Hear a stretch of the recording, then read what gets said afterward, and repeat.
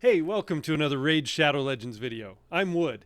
In this series we're comparing two accounts that I started at the same time on the same day, and I'm playing the same way with one major difference. One account is free to play, the other has a monthly spending budget of $50. It's day 74. Let's check our progress.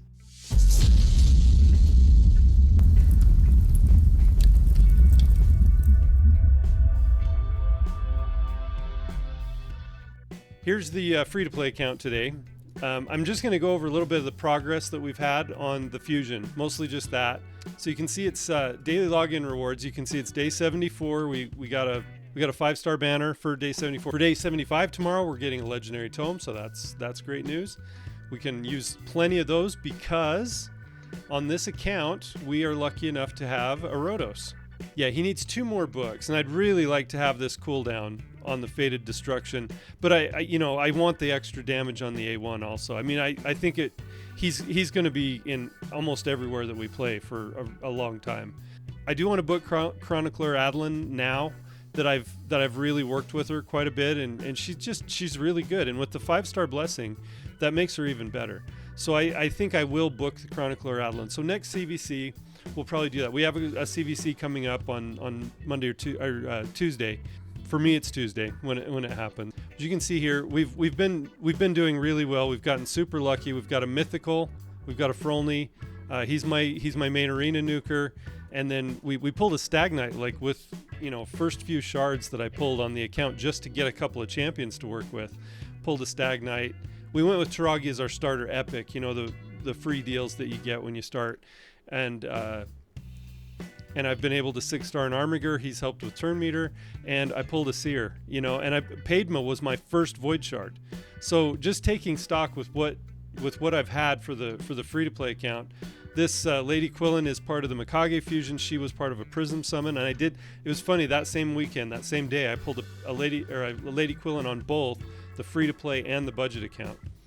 And we did pull a Fellhound, so eventually he's going to become my campaign farmer as well. When that becomes more of a priority, I haven't really felt like that.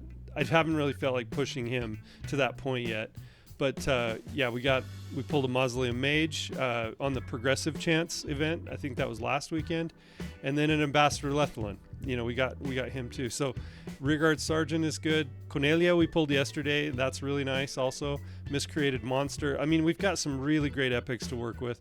So I'm not complaining about anything. On this account, we've had crazy luck. So I'll just show you where we've been. I was able to get the fragments from the artifact enhancement that ended yesterday. Dungeon Divers started this morning, and I've made some progress because we've still been doing the champ training event. We finished all of Dragon because we were doing the Dungeon Divers event that ended yesterday, and we were able to get all the fragments we needed from that one. You can see here I'm second place on the free-to-play account. I could push that, but I'm not really. I don't know. That's probably not worth the energy to push that. But like I said, we did finish it. And then Champ Chase, I do have some more work to do. I'm probably going to wait until tomorrow, where I'm going to see if we get another Sacred Shard from Clan Boss. We are 4-keying Nightmare now on this account, and so I'm holding out hope every day of getting a Sacred Shard. And during the 2x Sacred weekend, it makes sense to try and pull one. You see, we're one epic champion worth of points behind getting these 10 fragments. So either way, if I get a Sacred tomorrow, we'll pull it, and then we'll guaranteed have those points. Or if we don't get a Sacred Shard tomorrow, I will get it. I'll just pull enough Mystery Shards just to get up to those 10. And you can see on Champ Training, I did get both both sets of 5 fragments. I am just going to at least get up to the Immortal Soulstone on this Champ Training event. And for Classic Arena Takedown, we got the fragments also. So that's on the free-to-play. So if my math is right, we should be at 85. Let's look and make sure. Yes, we're at 85 fragments. The 10 from the Champ Chase will give us 95. And then I'm just planning on doing Spider, just getting up to the level to get the 5 fragments that I'm missing, and then I don't have to do the artifact enhancement or the Dungeon Divers, because getting the 5 for the Spider, I probably still won't get up to the level I would need to get the 5 fragments from the Dungeon Divers. and I just don't want to spend the energy to do that in a Dungeon Divers. But I think, yeah, Spider was kind of what I was planning on doing, and so everything has pretty much gone to plan. And it hasn't really been too tough of a fragment event. And then we'll just hold on to those fragments until those fragments will benefit us on another event or a personal reward CVC, or the one that looks like we can win, or something like that. Just because we have so much to work with already, I'm not I'm not in a panic about getting him and building him right away. That's one that we want to just hold on to, because if the next fusion is also good, we're going to want to save some resources for that. On the budget account, you can see we have no border around the budget account. I was just doing some arena. We haven't gotten done with the classic arena takedown yet, but I think we're very close. Let's look. Yeah, so we have 312 points and we need 330 to get the, so we're very, very close there. Should have that just later on in a few minutes. And so you can see I'm pretty much the same place otherwise.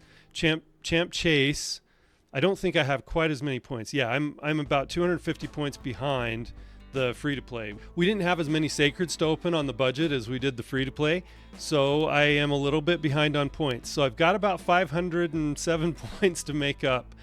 We're going to be hoping for another sacred shard or two on the nightmare rewards. That would be crazy if we got that, but if we don't, again, I'm just going to try and fill in with mystery shards. I do have some other shards, but I really want to save those for 2x events.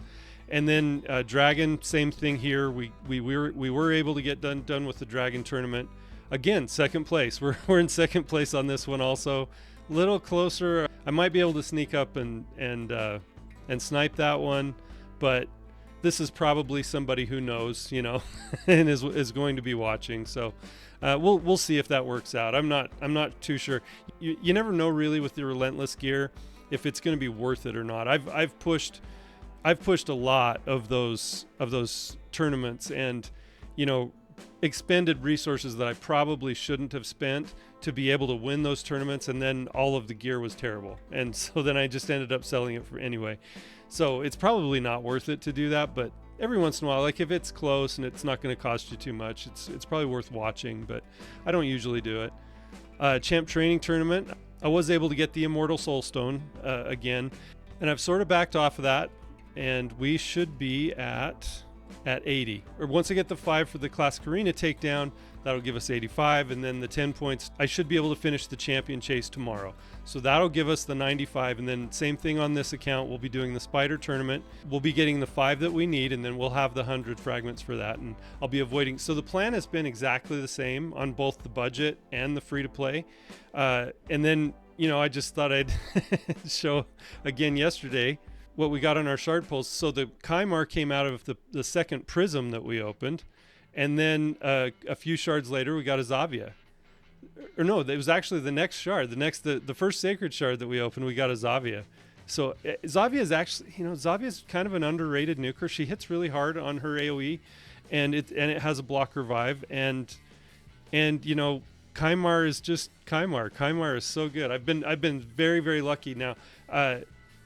Pulling a Skrank on a prism also a couple weeks ago, pulled a Skrank, and he's been helping. I replaced Athel in our clan boss team, and now he's doing the HP burn. He also hits hard.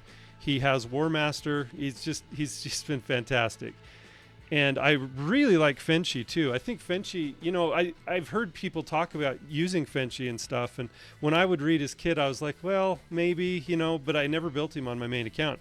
And he's kind of an underrated. I mean, we mostly focused on him early because that's who we had. But he's been good, and I'm not planning on replacing him anytime. He's a good poisoner, and he also has the turn meter stuff that we can do on Fire Knight. So yeah, and multi hits on all of his skills. So he's been very good as well. So been happy with that. I need to start working on Skimfos, because Skimfos would be really good for Nether Spider if we can get him built up a little bit so that he can survive the initial onslaught of poisons. Then he could transfer those poisons to himself from the team, and then transfer them all back to the main spider. That's kind of my goal with him, is to be able to get him built up and used there. I'm not sure he's the main priority. Obviously, Kymar is our next priority. When you have a Prince Kymar, he jumps to the front of the line, unless you get something better, but there's not very many that are. So and then the other thing that I've been doing kind of with this account is building up Graybeard a little bit, so that he can maybe freeze spiderlings, so that we can work our way up to Spider 20. I think it's going to be important for us to be able to have some control, and Graybeard right now is the best that we have that I can think of. Yeah, and then you see we got the Nogorio, we got an Armina, we got a Doom Priest. Doom Priest on our first Prism summon was so good. I mean, and it's funny because I rewatched my video as I was editing it, and I saw I got the Doom Priest, and I was like, yeah, great, Doom Priest, and then I didn't mention it again. Doom Priest is really good. I mean, she's been instrumental on my main account forever, and I still use her quite often. I use her to beat Amius sometimes, when Amius on hard mode. I've used her in a lot of places, and I still do sometimes. It just depends on what I'm doing, but in Cintranos, she's been really good, and she can be used in a lot of places. So yeah, I'm really excited about using Doom Priest. Even early game Hydra, she's great for early game Hydra, because if you have her the fastest on your team, then she can just cleanse off all those fears, and you don't necessarily have to have a Shamail or somebody to do Veil to have in there. So yeah, Doom Priest is really going to be instrumental, going to be really important on this account for until I'm done. I've kind of committed to a year of playing on this account. So, and then we've just been making food and doing the champ training, but now I've kind of backed off of that and just doing dailies and working on Minotaur right now to get Kymar built up. And then when Spider tournament starts, then I'll start feeding energy into Spider, get our five fragments, and then we'll move on and see what the game has in store for us for, after CVC. I'm sure after that we'll have some sort of Path of Light event or a Titan event, or one of those things that they sometimes do.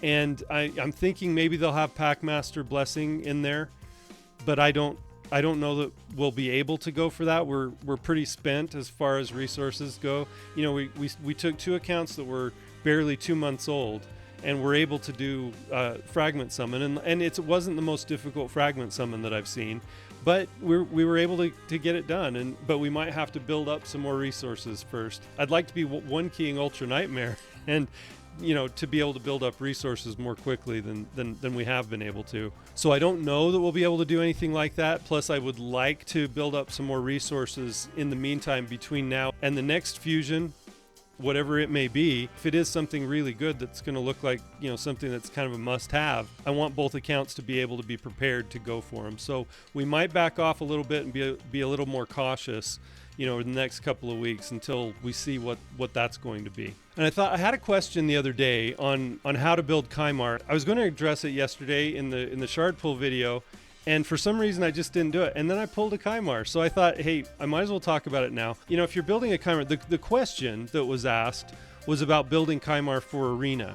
And there's a couple of ways that people usually build Kymar for Arena. On my main account, I haven't used Kymar for a while. I actually have 2 of them on my main account, and I mostly use them for different types of dungeon runs. To do reset for Seer, I use both Kymars to do my resets for my Doom Tower runs also, and that's that makes it so fast and to get it done so quickly. There's a couple ways to do it for Arena. One of the ways to do it is you can have him be the fastest champion on your team with a lot of accuracy, so that he hits the other team, strips their buffs, puts them to sleep. You only have a 50-50. Like all the other buff strips, you only have a 50-50 chance, even if you have enough accuracy to do it with Stone Skin.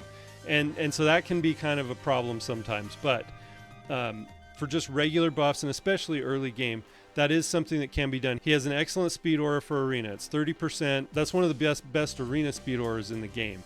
It's not the best, but I mean, it's right up there. He and Arbiter have the same speed aura for Arena, and it's very, very good. And so if you make him really fast, his base speed goes up to 103 once you have him fully ascended. So it's not a bad, he's not slow. So he's not the fastest champion. I mean, he's fast, but for an older champion, he's really fast. But this 93 speed that you see as his base for when you first get him, don't be fooled by that. It does go up to 103, so you can make him pretty fast, but it's harder to make him fast than, say, an Arbiter or a Siphi or somebody, one of those other speed boosters are more difficult. The other thing is, using this ability, this sleep ability, he will not do this on his own. You have to tell him in the AI that that you want him to use that first. If he's the fastest on your team, even if he's taking the first turn, he will try and use this Seal of Magic ability. And it doesn't make a lot of sense because it's a reset ability. But the thing that does make sense is that it's a turn meter boost for all of your allies except him by 20%. So if you want to use him as a speed booster, you can. It's just you're resetting abilities that don't need to be reset right at the beginning if he's the fastest and you're expecting to go first in a fight. So that leads me into kind of what the other way to build him is. If you do build Kymar that way, where he's the fastest or he's speed tuned with your fastest champion. For example, you might have an Arbiter or a Haikatun or even an Apothecary or something, but you're using Kymar's speed aura, and your speed booster, maybe you have a faster champion. You'd want to have him within the percentage of the speed boost, tuned with that champion that goes first. And then you'd have your speed booster go first, then your Kymar, speed tuned with them so that nobody can cut in on you. And that just means that you have to be within whatever percentage of the speed boost that is in speed. So their overall speed has to be within, for example, with Siphi or Arbiter, it's 30% speed boost. Yeah, so if it's let's say, for example, you have an Arbiter and you have her as your fastest champion and you have her doing her turn meter fill, her A3 is her first skill. She boosts the turn meters by 30%. That means you would want your Kymar to be within 30% of her speed. Okay, so if she's going 300 speed, you'd want to be going at least 270, 275, if that makes sense. and that would push him up to her speed so that no one can cut in on you. But then you want to have your Kymar with a lot of accuracy, do the strip the buffs and do the sleep on the other team, and then the other teammates don't have to be speed tuned, because then you have the enemy team missing their turns, hypothetically. So that's one of the ways that you can build a Kymar. And then if that's the ability you have him doing, then when they come back around to a Kymar, he can do his A3, which is his reset cooldown of skills, and then your other two team members would get their skills back and be able to run them again. Plus he'd have a turn meter fill by 20%.